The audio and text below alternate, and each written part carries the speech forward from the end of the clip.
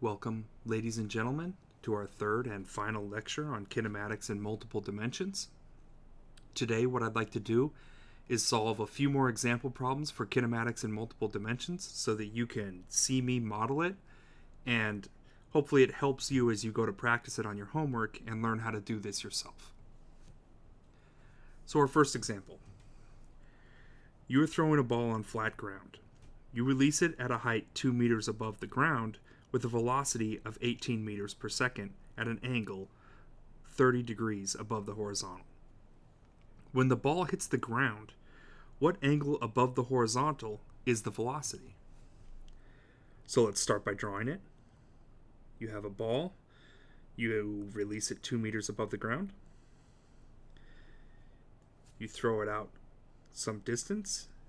You release it with a velocity v0 at an angle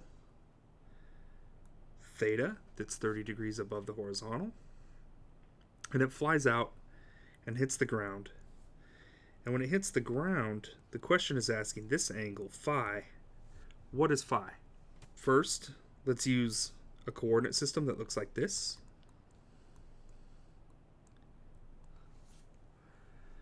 And then I'm going to choose my coordinate system so that x0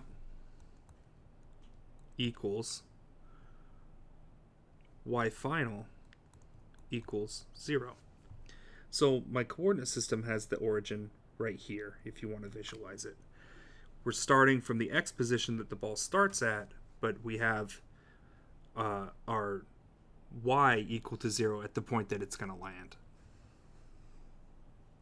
v0 equals 18 meters per second. Theta equals 30 degrees. Let's write these with the correct significant figures here. It's 18.0 meters per second and 30.0 degrees. And y0 equals 2.00 meters above the ground. Okay? And then the question is, what is phi? So I look at this, we have a relatively slow velocity, we have a dense object, a ball, and we're going to throw it. This is projectile motion, so 2D kinematics. And we're going to use the equation x equals x0 plus v0 t plus 1/2 a t squared. So now let's look at the motion in each direction in our problem. So we have first, if we just consider the y direction, we have y final equals 0 because that's how we chose our coordinates, equals y0 plus v0 in the y direction times t. And then remember, g is down, right? G is always down. We picked y hat to be up, so this is a minus 1/2 g t squared. And then we're going to use something that you might remember from algebra in high school or something like that called the quadratic formula. And that tells us if we have something that looks like ax squared plus bx plus c equals 0, then x equals minus b plus or minus b squared minus 4ac in a root over 2a. Okay? So we're going to make use of that to solve for t. You can see that if we're looking at t as the x in this equation, then this equation has this form of the top one, so we can solve for t using the quadratic formula. So t equals, so minus b, this v0 y is the b, so minus v0 y, plus or minus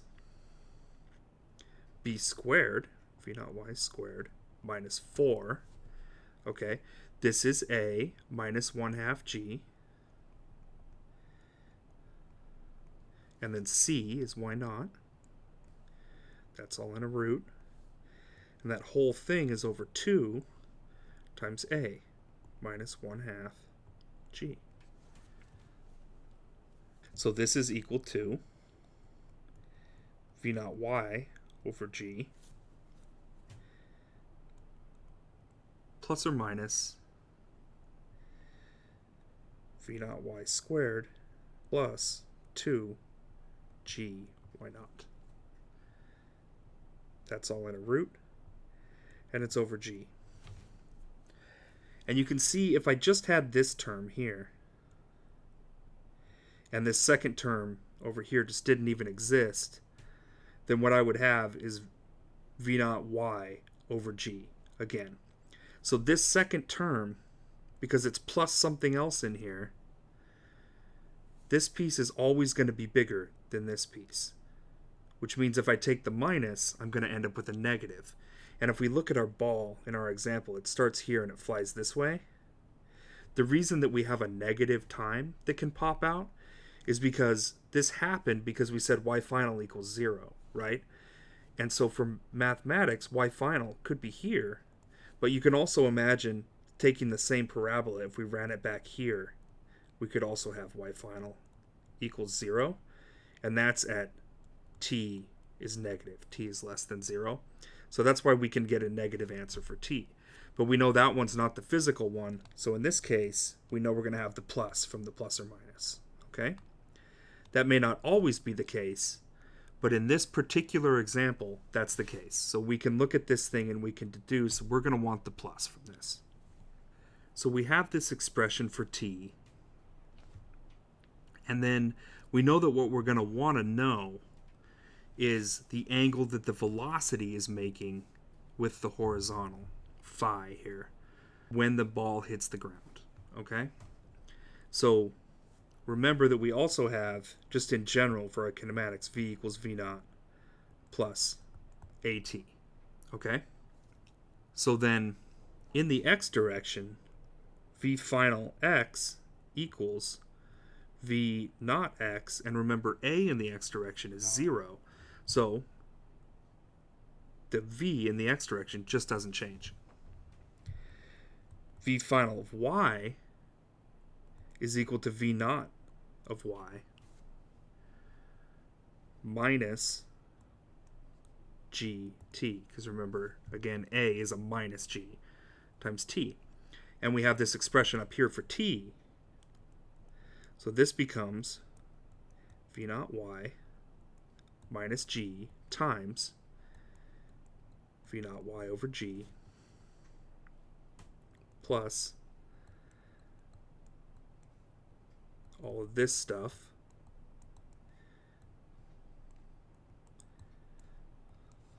okay? You can see that our g's are going to cancel. We have a g in the denominator inside the parentheses, and we have a g in the numerator outside. So this is going to become v naught y minus v naught y minus this v naught y squared plus 2g y naught in a root. These two, we have a plus v naught y minus v naught y, so they cancel, and we get minus v naught y squared plus 2g y naught. And that is equal to v final y. Now, why is it negative? Well, because it's down, right? So we started, our v initial in the y direction is up, right? When we threw it, we had a vy that's up. But of course, when we finish, if we just even look at our picture, we can see the vy must be down. And indeed, when we just plugged in our signs and carried out the math, we ended up with an answer that's negative. Vy is down. Okay? But when we go to calculate phi, we don't really care that it's negative. So what we're going to care about is the absolute magnitude of v final of y. And in that case, then the negative goes away. So now if we look at a picture of our ball as it hits the ground and we say, this is v final, then we know that it has some x component, right? V final x, and we said that that's equal to v naught x, right? Because there's no acceleration in the x direction. And we also know that it has some component in the y direction, vfy.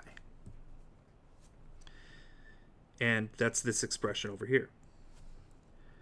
So if we have this angle phi from our picture, and we want to know what phi is, if we look at our picture, we can see that using our trigonometry, we could write tangent of phi is equal to VFY, the absolute magnitude, okay, over VFX, the opposite, over the adjacent. And again, we just want the magnitude here. In the case of x, it's positive, so it doesn't matter. In the case of y, taking the absolute magnitude means that we lose the minus sign in front. Okay? So tangent of phi is equal to v naught y squared plus 2 g y naught, all that in a root, divided by v naught x. Okay? And now finally, because we don't actually know v naught y and v naught x, let's write them in terms of theta. And if we look up at our picture up here, we can see the x direction was cosine theta, and the y direction here was sine theta, right? It's across from the angle theta. So we can replace this v naught y with v naught squared sine squared theta, right? Just replacing v naught y with v naught sine theta, plus 2g y naught. That stuff's all in a root. And then on the bottom, we have v naught times cosine theta. Okay? And that means that phi is equal to the arctangent. Remember, this doesn't actually mean 1 over tangent. This one means the inverse function of tangent. Okay? So v naught, oh my goodness.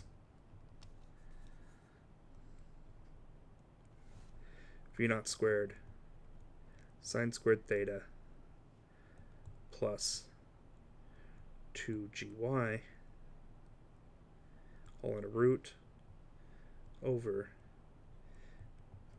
v naught cos theta. And that is our real answer for this approach angle. And again, it's general. This would be true for any starting height as long as we set it up so that y final is 0 and x naught is 0. Okay? And when we look at this, we can then start to check it. So for units, we know that units should all cancel for an angle. Kind of degrees and radians aren't what I call real units. So what we should have for what's inside the arctangent here is no units. So let's see what we have. We have meters squared per second squared plus meters per second squared times meters. That's all in a root. And then that's over meters per second from the v naught, right? The sine and the cosine don't have units. So what we end up with in here, the two terms added together are both meters squared per second squared, so that's good. And then that's all in a square root, so we end up with meters per second on top and meters per second on the bottom. So they cancel and we just have 1. We have no units, so that checks out. For sanity, we can see that phi would be larger as y naught was larger. And that makes sense. So if we throw it from a higher height and it has more time to accumulate velocity in the downward direction, it'll be steeper and steeper at the ground. Remember, we saw that when we were looking at how far we could throw it as we raised ourselves up higher and higher, right?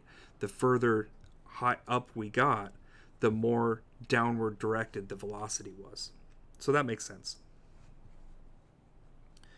Phi also goes up as g goes up.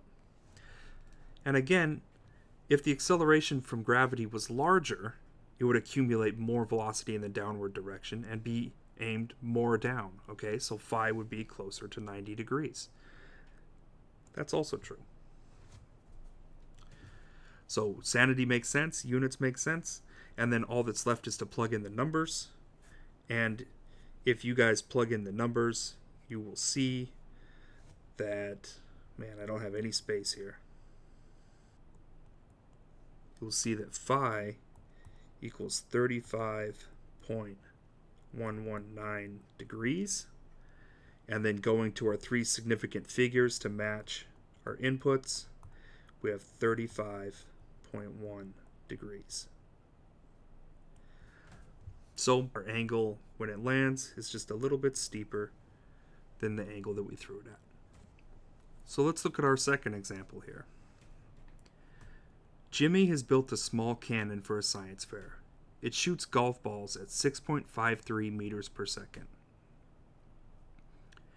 He is going to show how, knowing the velocity of the golf ball, doing a calculation beforehand will allow him to hit a target on the first try. The cannon is sitting on a table so that the opening of the cannon is at 1.22 meters above the floor. If the target is a bullseye that is sitting on the floor of the gymnasium, with the center at 5.03 meters from the end of the cannon, what angle should Jimmy have the cannon shoot the golf ball at to hit the bullseye? So again, we have our golf ball coming out of the cannon here. We have this distance above the floor. It's 1.22 meters. It's going to come out with this velocity v0, which we know. It's going to fly out here, and he wants it to hit a target that's sitting with the center at 5.03 meters away from the cannon. So v0 equals 6.53 meters per second. Let's pick a coordinate system so that x goes in the direction of the cannon shot, goes in the direction of the ground. Y is vertical. We know we're going to have g acting straight down. And we're going to shoot some angle theta. Let's pick our origin so that x naught equals y final equals 0. A equals minus g equals minus 9.8 meters per second squared. And then the question is, what angle should Jimmy shoot the golf ball at to hit the bullseye? Okay, so this is the system that we have. We've chosen an origin so that y final equals 0, so that our 0 point of our xy coordinate system is on the ground. And so that x naught is 0. So again, just to visualize, we picked an origin right here. Under the point that the golf ball leaves the little cannon and on the floor. So this is a 2D kinematics problem.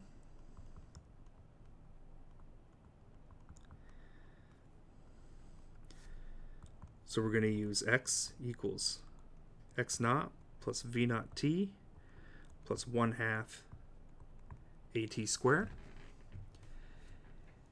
And then let's look at our particular motion in this problem. So we've chosen a coordinate system so that x naught equals 0. So x final equals v naught x times t.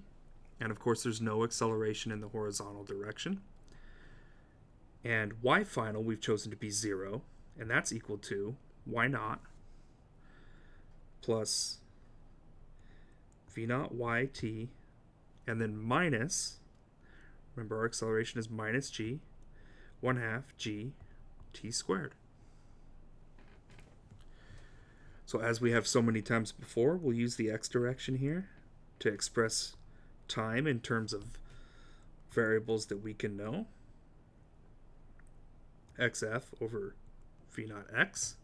And then we'll plug that into our y equation. So 0 equals y naught plus v naught y xf for v naught x minus 1/2 g xf for v naught x squared. Now we'll simplify. We know that from our picture here, v naught x is going to be v naught cosine theta, you can see from our picture, and v naught y is going to be v naught sine theta. So let's plug that in and simplify our equation a little bit. We have y naught equals, 0 equals y naught plus xf tan theta minus g xf squared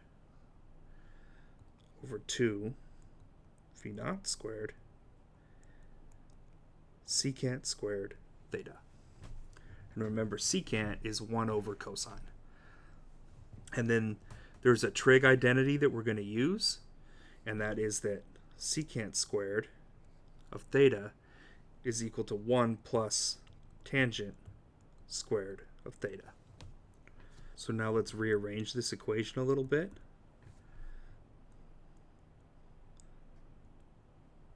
So we have y naught minus g xf squared over 2 v naught squared.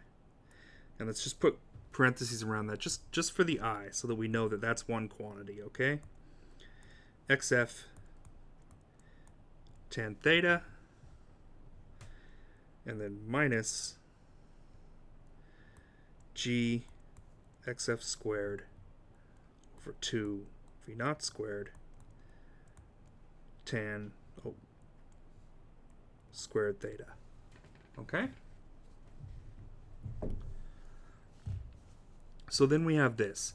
And remember our quadratic formula, okay, looked like, for an equation where 0 equals a u squared plus bu plus c, then u equals minus b plus or minus b squared minus 4 ac all in a root over 2a. Okay? That was our quadratic formula. And you can see if we let u equal tan theta, then our equation that we've written here, as we've written it, looks like this, where we have a, b, and c. Okay? So once again, we're going to use the quadratic formula. This time our a, b, and c are a little bit more complicated than last time, but we're going to use it to solve for tangent of theta. So tan theta is equal to, first, minus b, so minus xf, plus or minus xf squared minus 4 times a, our a piece is minus g xf squared over 2 v naught squared times c y naught minus g xf squared over 2 v naught squared. This piece is all in a root, and then this whole thing is over 2 times a minus g xf squared over 2 v naught squared. That looks pretty hideous, so let's do a little work to start simplifying this thing. This is going to become v naught squared over g xf plus or minus v naught squared over g xf times this root. And what I've done here is pulled this xf squared outside so that it'll just be an xf. So if I have xf squared on the inside of a root, I can pull it out and have the same thing as xf times the root of 1, or whatever was inside. So for this first term, one of these xf squareds was canceled by this xf, and to do the same thing with this second term, I pulled an xf out of this thing. So I have an xf squared here, and then in this product I have an xf squared here. So I pulled both of those out.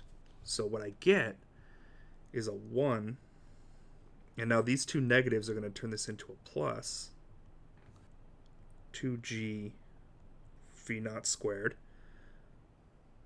Okay, the 2 from the 4 and the 2. And then the g over v naught squared is what's left in this a term after I took out the xf squared. And then times this stuff on the inside. Why not? Minus g xf squared over 2 v naught squared. So that's a start. We've got it looking a little bit better, but we can do more, I think. So working from here, I'm going to bring my v naught squared inside of my square root. So I have temp theta equals, we're not going to do anything to this first piece.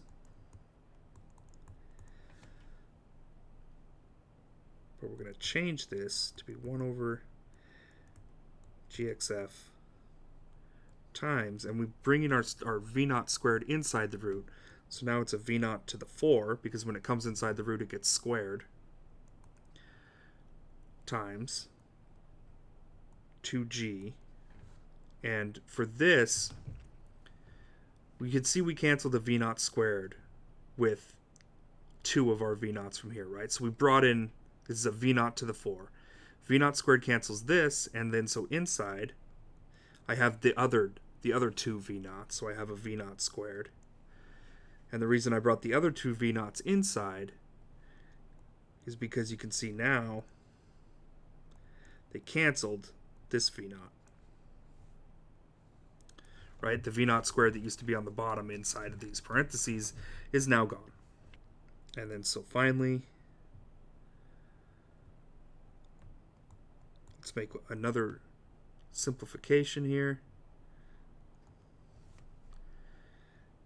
And just have v naught squared plus or minus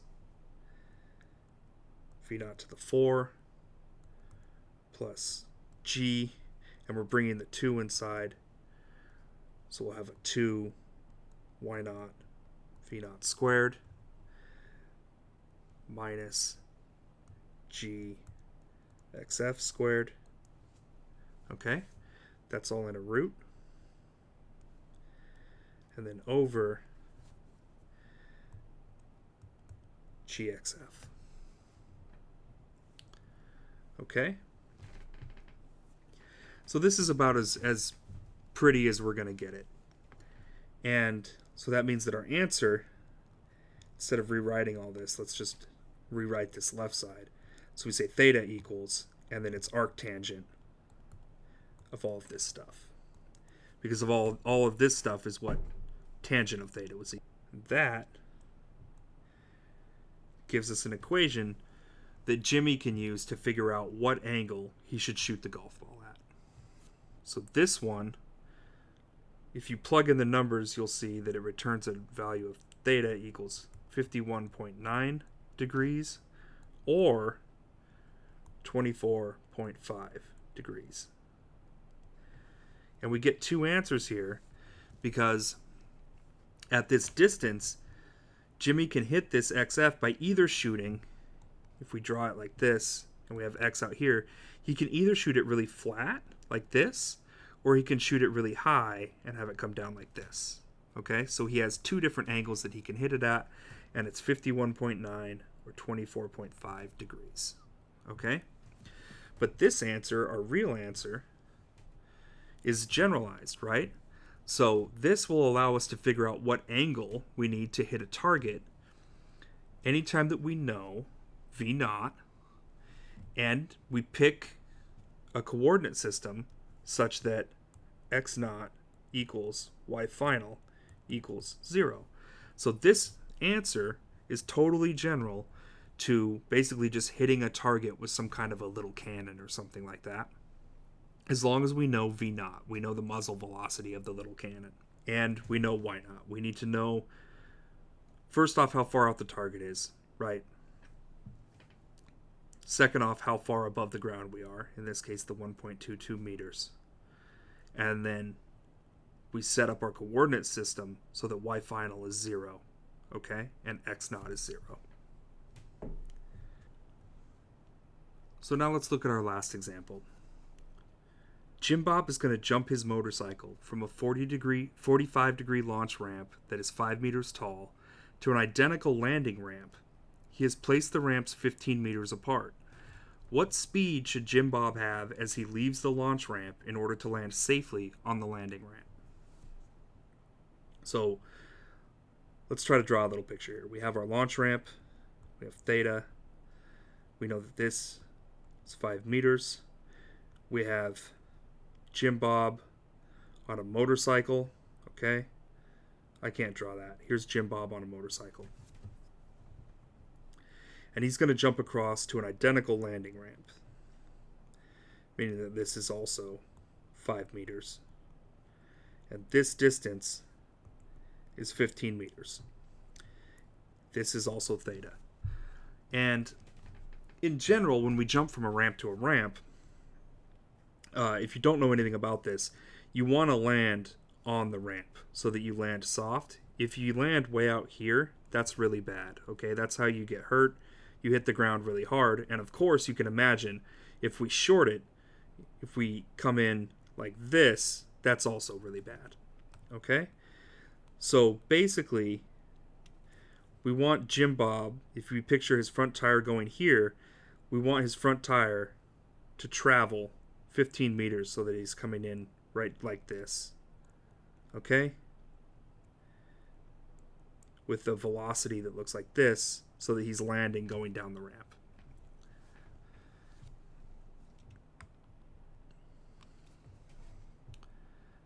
So let's pick coordinates so that x is along the ground and y is vertical, just like I usually do for projectile motion. And in this case, let's pick our origin right here, okay?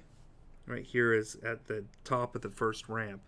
So the x naught equals y naught equals, and then this ramp is identical, so y final equals 0. We have theta equals 45 degrees. We have x final equals 15 meters. We have a equals minus g equals minus 9.8 meters per second squared. And then what we want to know is, what is v naught? We're going to solve this with 2D kinematics with our familiar and favorite equation now, x equals x naught plus v naught t plus 1/2 at squared. At this point, I'm sure things are looking pretty easy to you guys. We do similar things with each problem. And again, we're solving this 2D kinematics. I just like to use this equation over and over again. That's just kind of how I do kinematics. You can see I pick a coordinate system that's advantageous, that makes the problem as easy as possible for me. And then we just chug, okay? So right now, I'm sure you guys could solve it just as well as I could. So let's go. Let's solve this thing. So we know we're going to solve this with 2D kinematics. I guess the only other thing to cover, to tell you guys, is if you're going off a ramp like this, if he just pins it and just goes fast and drives it straight off the ramp, what happens is that his launch angle above the horizontal is the same angle as the ramp, Okay, so he launches just like this at a 45-degree angle, just like the ramp. He basically just drives right off the edge of it, and then from there, he's just a projectile, and he flies with that parabolic projectile motion flight. So this theta was the angle of the ramp, but it's also the angle above the horizontal for our launch, the angle that we normally have when we consider projectile motion. Okay, with that covered, let's look at our motion in the two directions.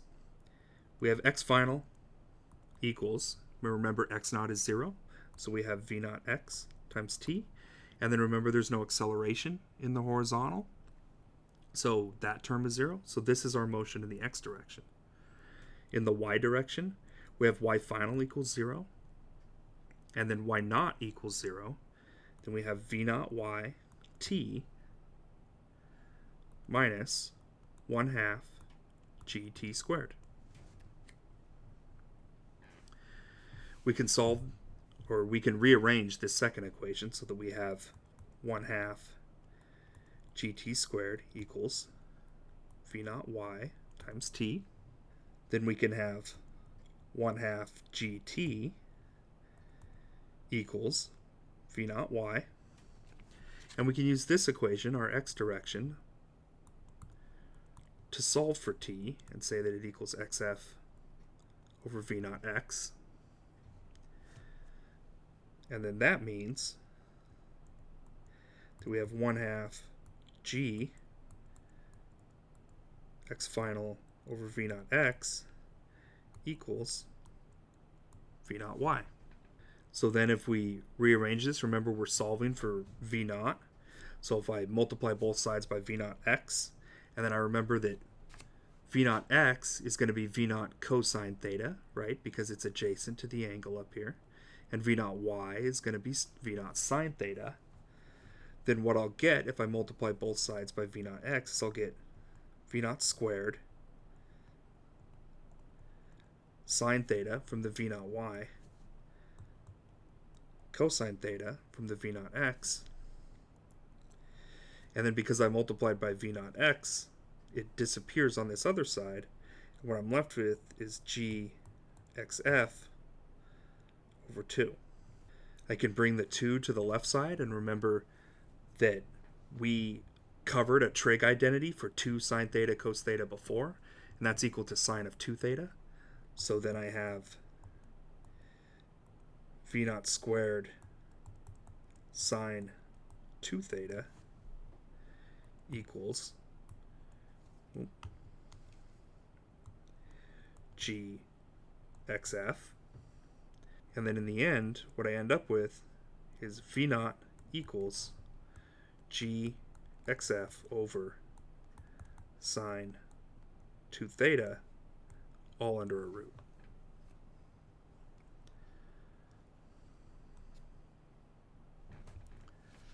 So now we have what I like to call our real answer. We have the thing we want to know, v naught, in terms only of variables that we know. We know xf and g, and we know theta.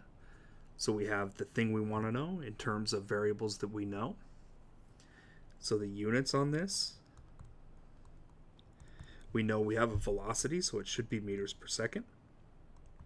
And on the other side, we have meters per second squared times meters, and it's all in a root. So that comes out to meters per second. And for sanity,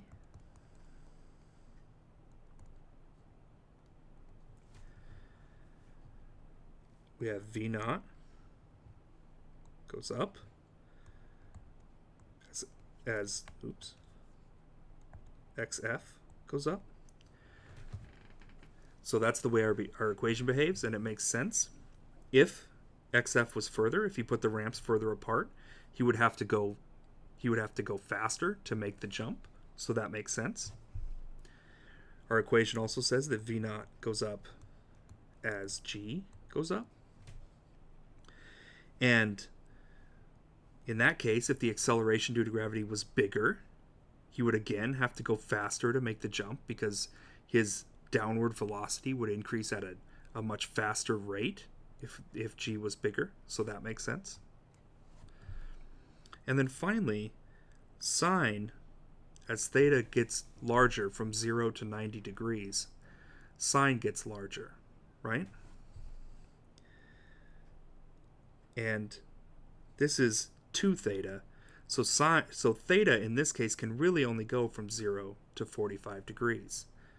And as we vary theta from 0 to 45 degrees, then his distance gets shorter. And this makes sense, right? We know that if the launch height and the landing height are exactly the same, then the optimal degree, the optimal angle for that launch is 45 degrees.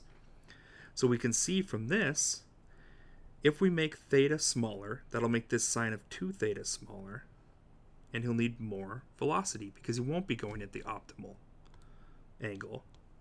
And that makes sense. That V naught goes up as theta goes down also makes sense. So the flatter we make the angle, the faster he's going to have to go to make the jump. Again, because like I said, he's going at the optimal angle here, 45 degrees for launching and landing at the same height. So if we lower it, he'll have to go faster to make up for the fact that he's not at the optimal angle. If we plug in the numbers, you'll see that V naught equals 12.124 meters per second. And then when we express that with correct significant figures, we'll say that V naught equals 12 meters per second. So that completes our lectures on kinematics in multiple dimensions. These will be the primary problems on the test that's coming up. This is the last lecture before the test. So, good luck on the test, everyone. And hopefully these examples have helped you with your homework problems. And if you can easily solve the homework problems, the test should also be no problem.